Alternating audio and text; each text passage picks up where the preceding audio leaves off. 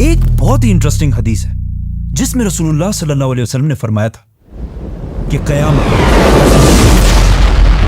तब तक नहीं आएगी जब तक तुम मुसलमान ऐसे लोगों से नहीं लड़ोगे जिनकी शक्लें बिल्कुल रेड लाल होंगी, उनके नाक बिल्कुल फ्लैट होंगे, उनकी छोटी छोटी आंखें होंगी और चेहरे बिल्कुल शील्ड्स की तरह फ्लैट होंगे और जिनके जूते बालों से बने होंगे। नाउ रसूलुल्लाह सल्लल्लाहु अलैहि वसल्लम ने इस हदीस के बाद अपनी वफात तक पूरे अरब को फतह कर लिया था और मुसलमानों की एम्पायर पूरे अरब में फैल चुकी थी, जिसके बाद खिलाफत राशिदा के 30 सालों में अबू बकर, उमर, उस्मान और अली की खिलाफत में मुसलमानों ने पहली बार अरब से निकलकर इंसानों की तारीख की सबसे बड़ी एम्पायर बनाई और पहली बार मुसलमान दुनिया के सुपर पावर बने। लेकिन सिर्फ 30 साल हुकूमत के बाद खिलाफत राशिदा खत्म कर दी गई और खिलाफत एक खानदान बनु उमैया के कंट्रोल में आई, जिन्होंने फिर मुसलमानों की इस एम्पायर पर 90 ईयर्स तक हुकूमत की और इसे राशिदून खिलाफत की इस साइज से बढ़ाकर इतने इलाके तक पहुंचा दिया। उमैया खिलाफत ने इतने बड़े इलाके को तो फतह कर लिया था, लेकिन बनु उमैया की खिलाफत में एक बहुत बड़ा मसला था कि ये खिलाफत सिर्फ और सिर्फ अरबों की थी, जिसमें नॉन अरब लोगों की कोई हैसियत नहीं थी। इस हद तक अरब कि इतनी बड़ी एम्पायर के बावजूद अरब हमेशा इस पूरी एम्पायर में बाकी अवाम से बहुत कम मिलते थे और किसी नॉन अरब को अरब से शादी करना इम्पॉसिबल था। और बनु उमैया की गवर्नमेंट में सारे पोस्ट सिर्फ अरबों के पास थे। ये उसी तरह था जिस तरह आज यूएई और सऊदी में पाकिस्तानियों और इंडियंस को ट्रीट किया जाता है। इस सब से तंग आकर उमैया खिलाफत के खिलाफ उनके मुल्क के अंदर से ही बगावत हुई और एक और खानदान अब्बासियों ने खिलाफत संभाली, जो रसूलुल्लाह सल्लल्लाहु अलैहि वसल्लम के चचा हजरत अब्बास रज़ियल्लाहु तआला अन्हु की औलाद थे। अब अब्बासियों के टाइम पर ही मुसलमानों की ताकत अपनी पीक तक पहुंची, जिसे वेस्ट में इस्लामिक गोल्डन एज के नाम से जाना जाता है, जब बगदाद अब्बासी खिलाफत का कैपिटल दुनिया की सबसे ताकतवर सिटी थी। अब्बासी खिलाफत ने दुनिया की सुपर पावर होने के साथ साथ एक बहुत ही यूनिक काम किया कि उन्होंने अपने कैपिटल बगदाद के अंदर दुनिया की सबसे बड़ी लाइब्रेरी बनाई, जिसे हाउस ऑफ विजडम कहा जाता था। और इस लाइब्रेरी को दुनिया की बेहतरीन किताबों, स्टोरीज और पोइट्री से भर दिया, जिसकी वजह से दुनिया के सारे इंटेलेक्चुअल लोग, साइंटिस्ट, पोइट्स, आर्टिस्ट्स सब अपने इलाके छोड़कर यहाँ इस सिटी में जमा होने लगे। अब्बासी खलीफा ने इस हाउस ऑफ विजडम में एक पोर्शन ट्रांसलेशन के लिए बनाया, ताकि यहाँ पर लोग बैठकर दुनिया के पुराने अजीम लोगों की राइटिंग्स को अरबी जबान में ट्रांसलेट कर सके। और जब ये ट्रांसलेशन शुरू हुई तो आहिस्ता आहिस्ता अरबी जबान दुनिया की सबसे ताकतवर जबान बनने लगी, जिस तरह आज इंग्लिश जबान है। अब्बासी खिलाफत ने दुनिया में पहली बार साइंटिस्ट को अपने रिसर्च करने के लिए फंडिंग करना शुरू की, जिसकी वजह से दुनिया में बड़े बड़े मुसलमान साइंटिस्ट सामने आए, जैसे कि बगदाद के इस हाउस ऑफ विजडम का हेड, जिसका नाम था अल-ख्वारिज़मी, A man named Al-Khwarizmi जिन्होंने पहली बार दुनिया में अलजबरा इंट्रोड्यूस किया, was one of the greatest mathematicians of all time, a Muslim, worked in the golden age of Islam. जो आज भी दुनिया के साइंस में बहुत बड़ी इंपॉर्टेंस रखता है। अब्बासी खिलाफत में साइंस के साथ साथ आर्ट्स भी बहुत आगे बढ़ा और इसी दौर में अल्फ लैल व लैल जैसी किताब लिखी, 1001 Nights, जिसमें ऐसी स्टोरीज लिखी गई जिन पर आज तक हॉलीवुड में मूवीज बनाई जाती हैं। For example Aladdin, Ali Baba, They all know about Alibaba. और सिम्बाद वगैरह। इन शॉर्ट मुसलमान दुनिया के सुपर पावर थे और इन्हें चैलेंज करने वाला दुनिया में कोई भी नहीं था। लेकिन जब भी हिस्ट्री में कोई एम्पायर इस लेवल तक पहुंचती है तो उससे आगे सिर्फ एक ही रास्ता होता है, डिक्लाइन। हुआ यूं कि अब्बासियों से पहले उमैया खिलाफत एज वी नो कि सिर्फ अरबों की खिलाफत थी, लेकिन अब्बासी खिलाफत उमैया से बिल्कुल ऑपोजिट थी। मतलब इस खिलाफत के दौर में एम्पायर के हर कोने से लोग गवर्नमेंट में शामिल थे, पर्शियंस, टर्क्स, ग्रीक सब। और एक अब्बासी खलीफा ने तो तुर्कों की एक बहुत पावरफुल फौज भी बनाई, सल्जूक फौज। और ये फौज टाइम गुजरने के साथ साथ इतनी स्ट्रांग हो गई कि इसने अब्बासी खिलाफत को मजबूत करने के बजाय खिलाफत का सारा कंट्रोल अपने हाथ में ले लिया, जिसके बाद खलीफा सिर्फ एक नाम का खलीफा था और मुल्क की सारी ताकत सल्जूक फौज के पास थी। ये ऐसा है जैसे आज किसी मुल्क का प्राइम मिनिस्टर सिर्फ नाम का प्राइम मिनिस्टर हो और मुल्क की सारी ताकत किसी और के पास हो। सॉरी। सल्जूक फौज के कंट्रोल के बाद इसी फौज की वजह से आहिस्ता आहिस्ता अब्बासी खिलाफत कमजोर होती गई और उनकी इस इतनी बड़ी एम्पायर में हर तरफ बगावतें स्टार्ट होने लगी, जिससे आखिर ये इतनी बड़ी एम्पायर छोटे छोटे हिस्सों में डिवाइड हो गई, जिसकी वजह से मुसलमानों के हाथ से पहली बार फलस्तीन छीन लिया गया। इस सब से बहुत साल पहले पहली खिलाफत में जब हजरत उमर रज़ियल्लाहु तआला अन्हु इन सारे इलाकों को फतह कर रहे थे तो उन्होंने क्रिश्चियंस की सबसे होली सिटी जेरूसलम को भी फतह कर लिया था। उसके बाद अगले 450 साल तक किसी की भी हिम्मत नहीं हुई थी कि वो फलस्तीन मुसलमानों से ले सके। लेकिन जब अब्बासी खिलाफत कमजोर हो गई और मुसलमान बहुत छोटे हिस्सों में डिवाइड हो गए, तो इस टाइम का यूरोप के क्रिश्चियंस ने फुल फायदा उठाया और यरूशलेम फलस्तीन को मुसलमानों के हाथ से छुड़ाने के लिए एक बहुत बड़ी जंग स्टार्ट की, the crusades, the mightiest battle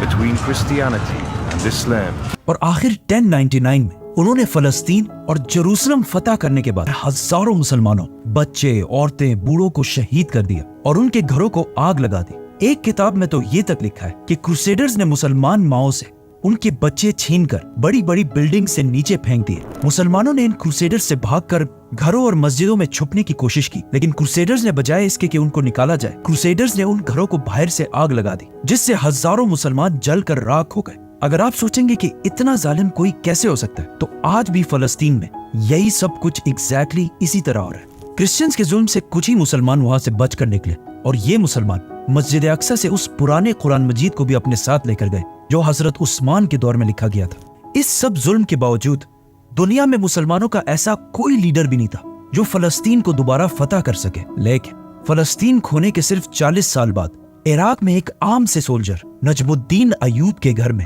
एक बच्चा पैदा हुआ। यूसुफ सलाहुद्दीन अयूबी के नाम से याद किया जाता है।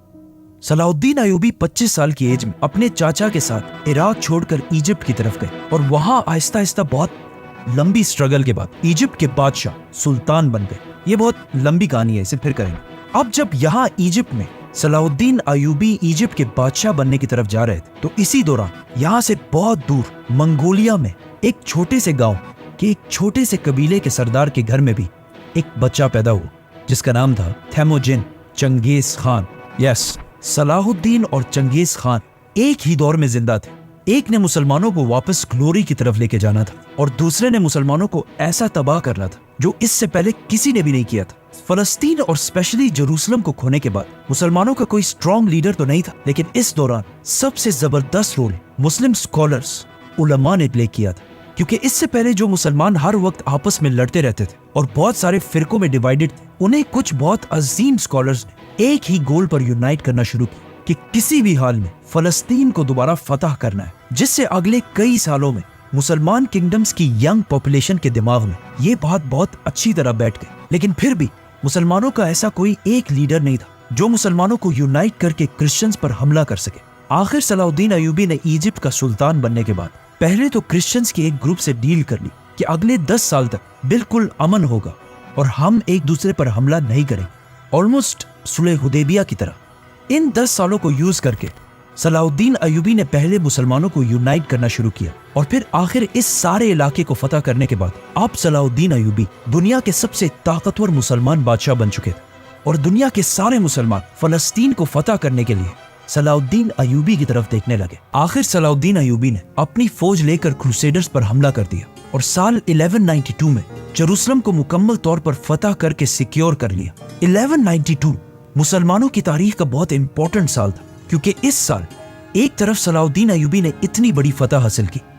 और दूसरी तरफ शहाबुद्दीन गौरी ने इंडिया पर हमला करके इसे फतह कर लिया और दिल्ली सल्तनत की बुनियाद भी रखी। अब ऑलमोस्ट 100 साल बाद मुसलमान आखिरकार दोबारा थोड़ा स्टेबल होने लगे और मुसलमानों की खोई हुई इज्जत भी उन्हें वापस मिलने लगी। लेकिन अब जब मुसलमानों को थोड़ी कामयाबी मिल चुकी थी, तो इस सब से 600 साल पहले रसूलुल्लाह सल्लल्लाहु अलैहि वसल्लम की कही हुई हदीस के पूरे होने का टाइम आ चुका था। तो इस सब से बहुत दूर चंगेज खान ने मंगोलिया को यूनाइट कर लिया था और बहुत तेजी से हर तरफ अपनी ताकत बढ़ा रहा था। चंगेज खान का असली नाम तैमोजिन था और उसका बाप मंगोलिया के एक छोटे से कबीले का सरदार था। लेकिन तैमोजिन के बचपन में एक दूसरे कबीले ने उसके बाप को सीक्रेटली जहर देकर मार दिया था, जिसके बाद तैमोजिन और उसका पूरा खानदान बहुत सख्त जिंदगी गुजारता रहा। और कहा जाता है कि एक वक्त में तैमोजिन चाइना में किसी और का गुलाम बनकर भी रहा, लेकिन फिर तैमोजिन ने आखिर वापस मंगोलिया आकर अपने कबीले को यूनाइट किया और आहिस्ता आहिस्ता उसकी ये मंगोल एम्पायर बढ़ने लगी और इतनी बड़ी हो गई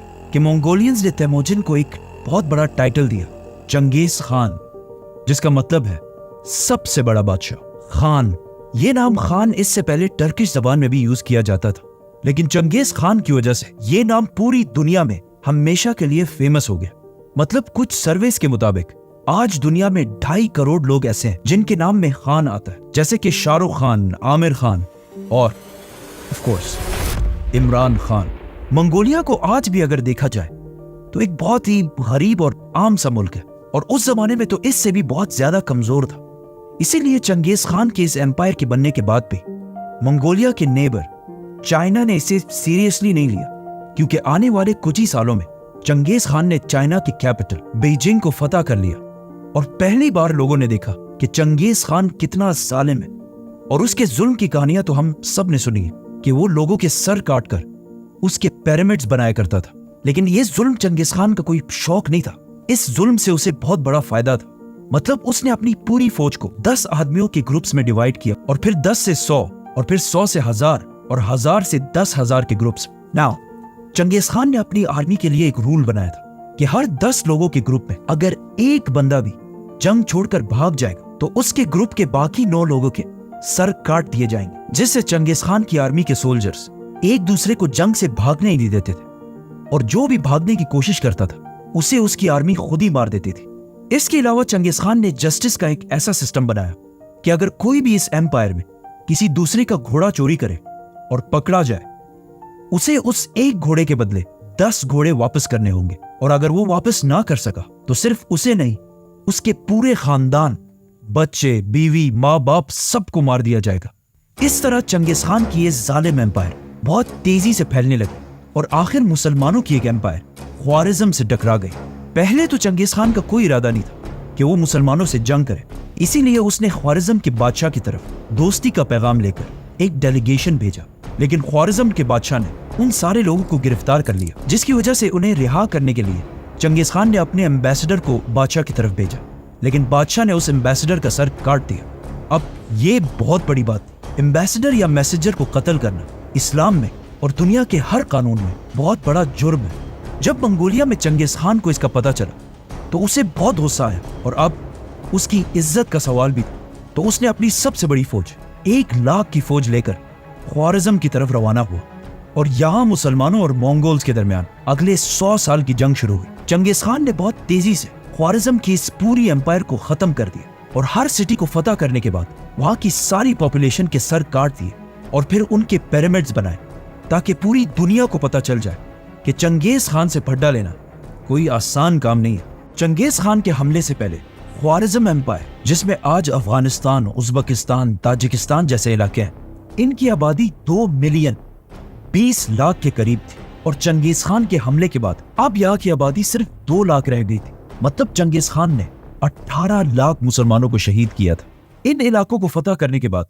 ایک دن چنگیز خان نے سارے مسلمانوں کو ایک مسجد میں جمع کیا، اور پھر خود ممبر پر چڑھا اور سارے مسلمانوں سے کہا کہ میں تمہارے رب کی طرف سے تم پر عذاب بنا کر بھیجا گیا۔ اس کے بعد منگولین ایمپائر اور بھی بڑھتی گئی، اور اوپر رشیا کو بھی فتح کر لیا، لیکن اسی دوران منگولیا میں چنگیز خان فوت ہو، اور اپنے بعد اپنے بیٹے اوگودائے کو سب کا بادشاہ بنایا، اور اپنی پوری ایمپائر کو اپنے بیٹوں میں ڈیوائیڈ کر دی۔ لیکن چنگیز خان کے جانے کے بعد بھی منگول ایمپائر ہر طرف پھیلتی گئی، اور آخر بہت سال بعد چنگیز خان کے پوتے ہلاکو خان نے ایک اور بہت بڑی فوج تیار کی، اور اسے لے کر بغداد عباسی خلافت کے کیپٹل کی طرف بڑھنے لگا، جو اس وقت دنیا کی سب سے بڑی اور سب سے پاورفل سٹی تھی۔ اب چاہیے تو یہ تھا کہ اس وقت کے مسلمان یونائٹ ہو کر منگول سے لڑتے، لیکن اس وقت کے مسلمان اتنے فرقوں میں ڈیوائیڈ ہو چکے تھے کہ منگول ایمپائر سے لڑنے سے زیادہ وہ ایک دوسرے سے ڈیبیٹس اور مناظروں میں زیادہ انٹرسٹڈ تھے۔ ہلاکو خان نے ہر طرف سے بغداد کو گھیر لیا، اور پھر آخر 1258 بغداد کو مسلمانوں سے چھین لیا اور مسلمانوں کے خلیفہ کو قتل کر دیا، جس کے بعد عباسی خلافت 500 سال تک حکومت کرنے کے بعد ہمیشہ کے لیے ختم۔ بغداد فتح کرنے کے بعد ہلاکو خان کی فوج نے اتنا خون بہایا کہ کہا جاتا ہے کہ بغداد میں دریائے فرات کا کلر مسلمانوں کی خون کی وجہ سے کئی دن تک بالکل ریڈ، اور ریڈ کلر کے بعد یوفریٹیز ریور کا کلر بلیک ہو گیا، کیونکہ ہلاکو خان نے بغداد کے ہاؤس آف وزڈم، جو دنیا کی سب سے بڑی لائبریری تھی، اس کے سارے کتاب جلا کر راکھ کر دیے اور انہیں دریا میں پھینک دیے، جس کی وجہ سے دریائے فرات کا کلر کئی مہینے تک بالکل بلیک تھا۔ ہسٹری میں مسلمانوں پر اتنا سخت ٹائم کبھی بھی نہیں آیا کہ صرف مسلمانوں کو نہیں بلکہ اسلام کی سب سے ہولی سائٹس کو بھی خطرہ ہو، کیونکہ عباسی خلافت کو ختم کرنے کے بعد اب منگولوں کے سامنے صرف ایک اور سلطنت تھی، مملوک سلطنت، اور اگر یہ اسے بھی ہرا دیتے तो मक्का और मदीना का कंट्रोल भी मंगोल्स के पास चला जाता तो वो 100% मक्का में काबा को गिरा देते। बट ऐसा नहीं हुआ। जब मंगोल्स बगदाद फतह करके आगे बढ़े तो ये देखकर इजिप्ट के ममलूक सुल्तान ने अपने जनरल बेबर्स के साथ मंगोलों से लड़ने का फैसला किया। सुल्तान को सबने समझाने की कोशिश की कि मंगोलों से लड़ना इम्पॉसिबल काम है, क्योंकि उस जमाने के लोगों और कुछ बड़े बड़े स्कॉलर्स ने भी ये कह दिया था कि ये मंगोल ही असल में याजूज माजूज है और बस इसके कुछ ही अरसे बाद कयामत आने वाली, तो इनसे जीतना नामुमकिन है। लेकिन फिर भी सुल्तान और उसका जनरल बेबर्स मंगोलों के खिलाफ एक फौज जमा करने लगे। अब इसी दौरान मंगोलिया में हलाकू खान का भाई, जो उस वक्त पूरे मंगोल एम्पायर का बादशाह था, मार दिया गया। तो हलाकू खान मजबूरन अपनी बड़ी फौज लेकर वहां से वापस चला गया और एक छोटी फौज को यहाँ पर छोड़ा। और आखिर फलस्तीन में एन जालूत के मकाम पर मंगोल्स और मुसलमानों की फौज आमने सामने हुई। ये एन जालूत इलाका फलस्तीन में है और इसे एन जालूत इसलिए कहा जाता है क्योंकि यहूदियों के मुताबिक ये वही एग्जैक्ट जगह है जहाँ पर इससे हजारों साल पहले दाऊद अलैहिस्सलाम ने एक बहुत बड़े वॉरियर जालूत को हराया था। और अगेन अब हजारों साल बाद यहाँ एग्जैक्टली ऐसा ही हुआ कि कमजोर मुसलमानों ने पहली बार द ग्रेट मंगोल एम्पायर को बहुत बुरी तरह हरा दिया और मंगोल एम्पायर की एक्सपेंशन को हमेशा के लिए रोक दिया। मतलब ये जंग हारने के बाद मंगोल एम्पायर कभी भी इससे आगे नहीं बढ़ी। ये थी मंगोल्स और मुसलमानों की जंग, जिसका इससे बहुत साल पहले रसूलुल्लाह सल्लल्लाहु अलैहि वसल्लम ने पहले ही बता दिया था, जो आखिर एन जालूत की जंग के साथ खत्म हो गई। लेकिन फिर भी मुस्लिम दुनिया के एक बहुत बड़े हिस्से पर मंगोल्स का कंट्रोल था और उन्हें दुनिया में कोई भी चैलेंज नहीं कर सकता। लेकिन फिर आहिस्ता आहिस्ता यही मंगोल यहाँ के रिलीजन इस्लाम को स्टडी करने लगे और आखिर इतना इम्प्रेस हुए कि सारा मंगोल खानदान जो इन इलाकों में आबाद था मुसलमान हो गया और ये सारे इलाके दोबारा इस्लाम के कंट्रोल में आए। अगर आप चंगेज खान की औलाद के सारे नाम देखें तो पहले इन सारों के नाम बिल्कुल मंगोल नाम, जैसे कि ओगोदाय, जोची, हलागू। लेकिन आहिस्ता आहिस्ता इनके नाम मंगोल से मुसलमान नाम होने लगे, जैसे कि मोहम्मद, तैमूर, यूनुस और बाबर। क्योंकि इंडिया पर बहुत साल हुकूमत करने वाली मुगल एम्पायर इसी चंगेज खान की औलाद में से थी। हजरत उमर और चंगेज खान में एक बात कॉमन है कि इन्होंने अपने जमाने की सबसे बड़ी और सबसे ताकतवर एम्पायर्स बनाई थी। लेकिन इन दोनों एम्पायर्स में एक बहुत बड़ा डिफरेंस है कि आज चंगेज खान को सिर्फ एक जालिम के तौर पर याद किया जाता है, लेकिन हजरत उमर को पूरी दुनिया एक ग्रेट लीडर मानती है। सब्सक्राइब।